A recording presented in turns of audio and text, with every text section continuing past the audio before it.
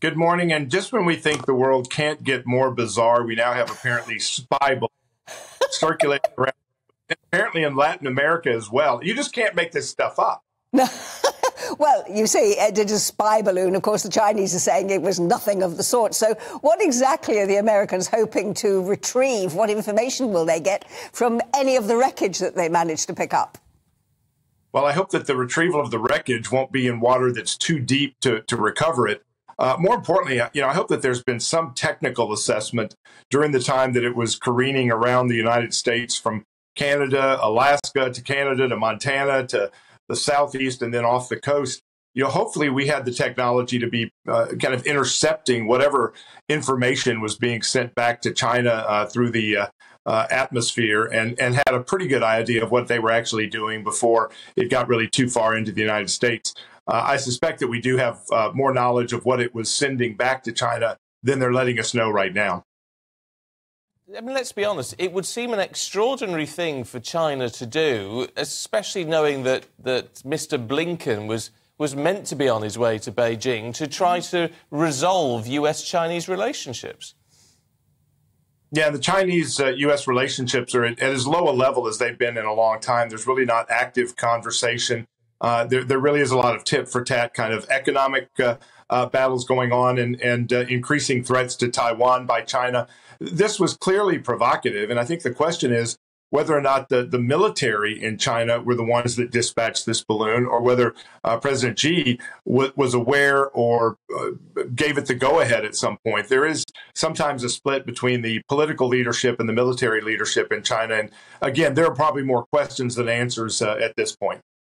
I mean, I think the Chinese insisting that it was just a weather balloon. You want to know, why would the Chinese be interested in the weather over America? So I wonder if you can tell us, Steve, how sensitive the areas over which it was floating really are. I mean, what are the Chinese likely to have discovered about America that they didn't know already?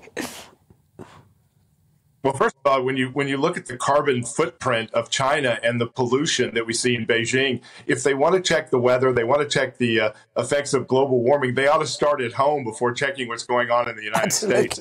I think, though, that they came over Alaska. We've got military bases there. They came over Montana, where we've got some of our nuclear weapons. And then it really did this kind of swath through mid-America, through Missouri and Tennessee and the Southeast. There are military bases, there are business interests throughout that whole region. So if it was sort of globally sucking up information, getting more than perhaps they get from TikTok, I think there is some concern. I think it's valid.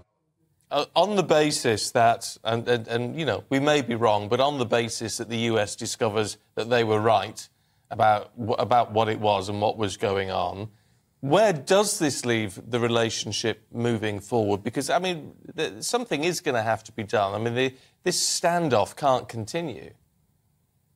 Well, the Chinese will continue to deny that it was anything other than a weather balloon. They're never going to come forward and say, yeah, we were spying on you. Keep in mind, they shot down a U.S. spy craft that was about 70 miles off their coast in international waters just a couple of years ago. So this kind of, we're trying to look in your backyard business happens on both sides. It's just you don't usually use a balloon that's so visible from the ground.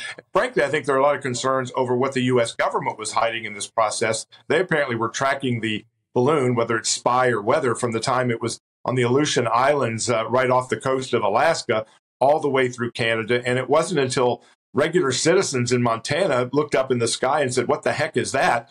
That the government was forced to admit what was going on. And then you have this bizarre incident, I don't know that it's gotten much coverage there, of an explosion in the sky in Montana after the expectation was this balloon had moved on into the southeast U.S.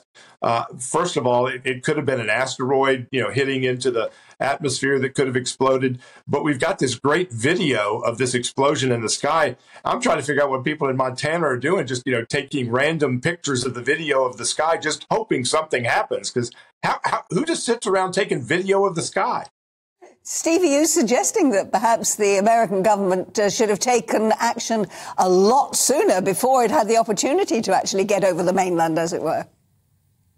Yeah, when you're in the Aleutian Islands off the coast of Alaska and then really into Alaska, there's not a lot of people out there, so there wouldn't have been any damage from the debris. Montana, is pretty much wide open spaces in the west.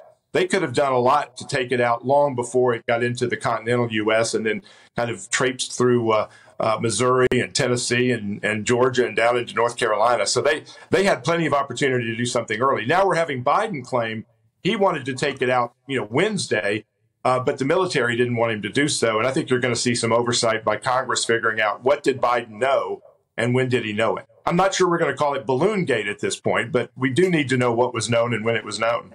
So you do think there is a potential for a bit of a scandal? We don't want to build it up into something that it isn't, but you think something nefarious has gone on? You had U.S. military officials standing up and saying, "Oh, we don't see any real threat to this." And I just think if you had Russia send a balloon over Ukraine, it would have shot down immediately. I think if we sent a giant weather balloon, this thing was like the size of 3 buses.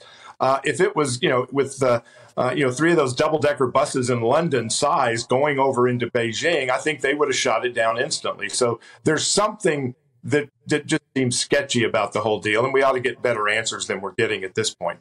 Yeah, and they're talking about it as being a balloon, which gives you the idea that perhaps it's just a sphere that's filled with helium. But it was actually presumably filled with a lot more interesting stuff than that. It's a lot bigger than the red balloon in that scary horror movie, It, featuring the clown. Literally, it's about the size of 3 large buses. And, that's why people from the ground were able to see it 50, 60,000 feet in the air.